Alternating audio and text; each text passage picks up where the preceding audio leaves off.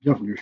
Dans cette vidéo, je vais supposer que vous êtes professeur de lycée, que vous avez un compte formateur Labomep et que vous souhaitez donner à un ou des élèves de seconde un exercice sur les tableaux de signes. Donc, première chose à faire, se connecter à Labomep, www.labomep.cesamac.net. Ensuite, ici, je vais entrer mon identifiant, ici un identifiant de test, passe. Donc, me voilà connecté ici comme formateur. Quand je clique à droite ici sur mes ressources, je vois que j'ai déjà créé un dossier démo et c'est dans ce dossier-là que je mettrai la ressource que je vais rechercher. Donc, je vous montre d'abord comment faire une ressource, rechercher une ressource dans la Labomep. Vous avez ici une loupe qui correspond à rechercher une ressource. Donc, vous cliquez sur cette loupe, une fenêtre au centre s'ouvre, vous recherchez, on va rechercher donc les ressources contenant le mot tableau et le mot signe. Et comme niveau, on va chercher uniquement des exercices de seconde. Voilà. Et je clique sur rechercher. Vous avez ici maintenant la fenêtre, en bas de la fenêtre, toutes les ressources qui contiennent ces deux mots. On va s'intéresser à la dernière ici, une équation x carré sur x plus v, positif ou négatif ou nul. Ce qui est très important, c'est, si vous voulez utiliser cette ressource, c'est de la mettre dans le presse-papier. Vous pouvez en mettre une ou plusieurs. Ici, on va mettre donc cette ressource dans le presse-papier en cliquant sur cette flèche à droite, là, copier. Vous voyez apparaître à ce moment-là, ici à gauche, notre ressource, là, avec des explications au-dessus.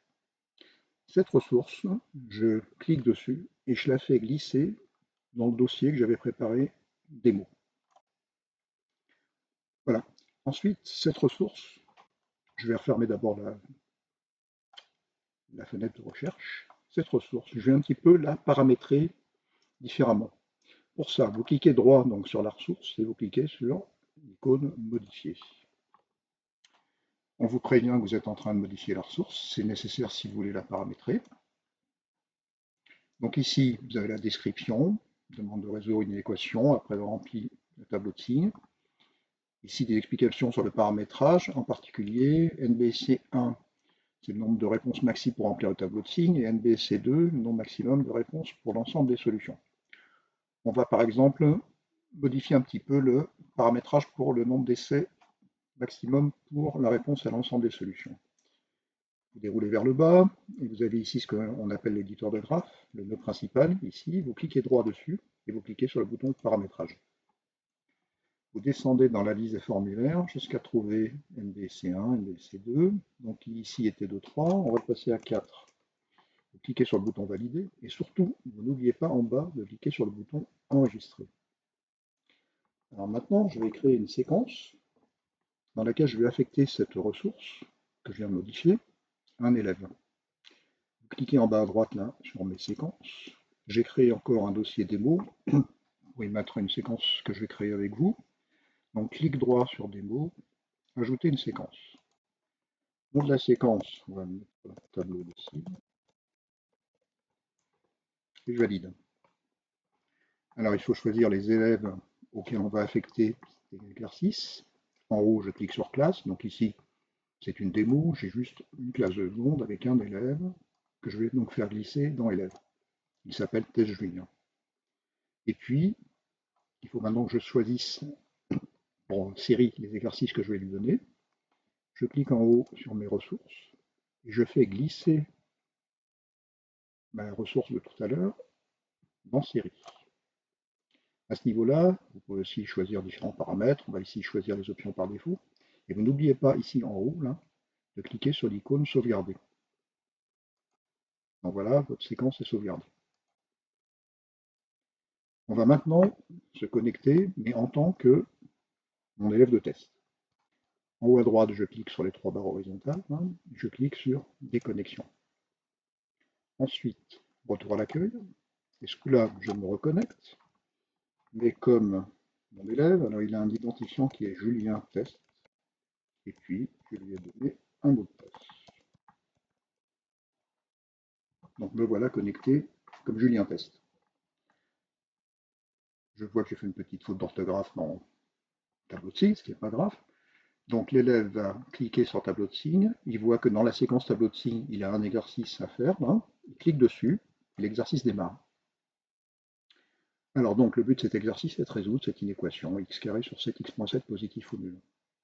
Il faut remplir donc le tableau de signes.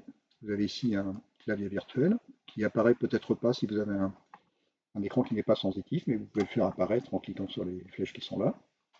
Alors donc, les valeurs qui vont faire changer les signes sont 0 et 7. Il faut en haut les mettre dans le bon sens.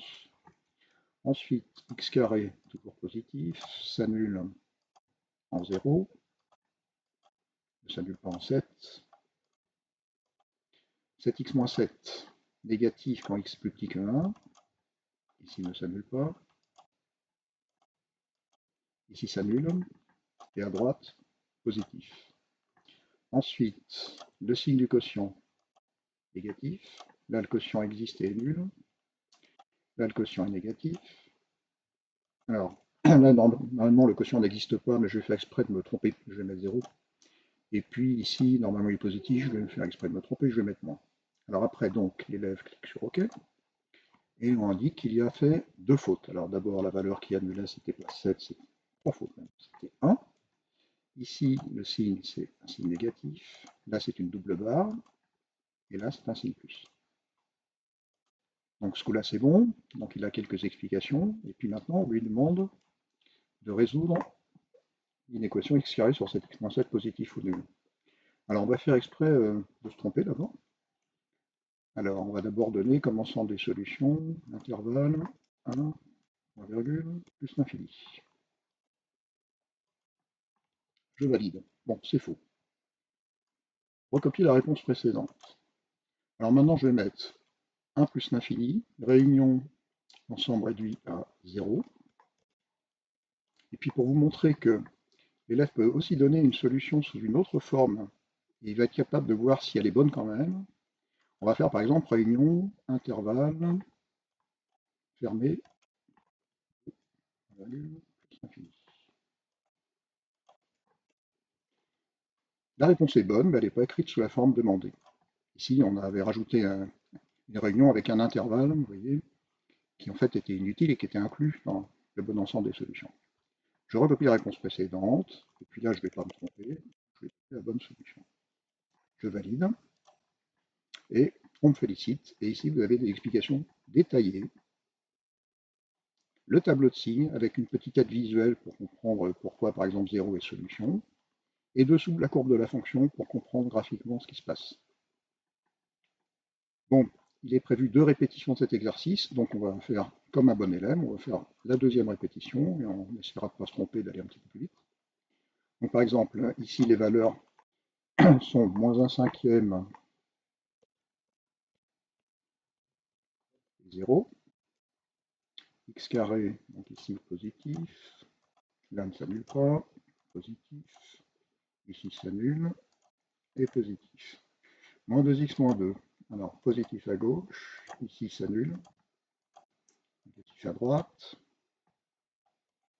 par simple ici, négatif. Le quotient, négatif, ici une double barre, négatif, un 0, et un signe moins. Je valide, ok, j'ai fait une faute, ici mon quotient c'est un signe plus. Voilà, je valide. C'est bien. Donc des explications, le tableau de signes dessous, et on me demande l'ensemble des solutions de cette inéquation x carré sur moins 10x moins 2, négatif ou nul. Ici, on va directement donner la bonne solution. Alors moins, je clique ensuite sur l'icône quotient, 1 cinquième, virgule, plus l'infini. Je valide, et j'ai droit de félicitations, et les explications comme tout à l'heure avec le tableau de signes correspondant. Voilà, donc mon activité est terminée, Julien a fait son exercice. Nous allons maintenant vous déconnecter, vous reconnecter comme formateur.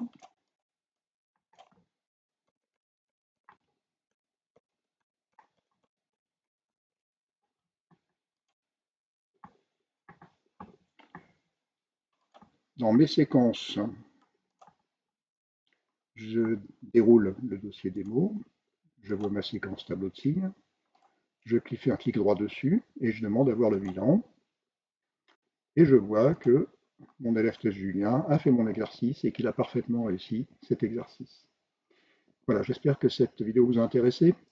Une dernière chose, cet exercice que je viens de vous montrer est entièrement créé en faisant une figure MATLAB 32. Alors c'est un petit peu compliqué, je ferai une vidéo spéciale pour montrer comment on peut créer un tel exercice. Mais aujourd'hui, on va s'arrêter là. Voilà, merci d'avoir regardé cette vidéo, j'espère que cela vous a intéressé.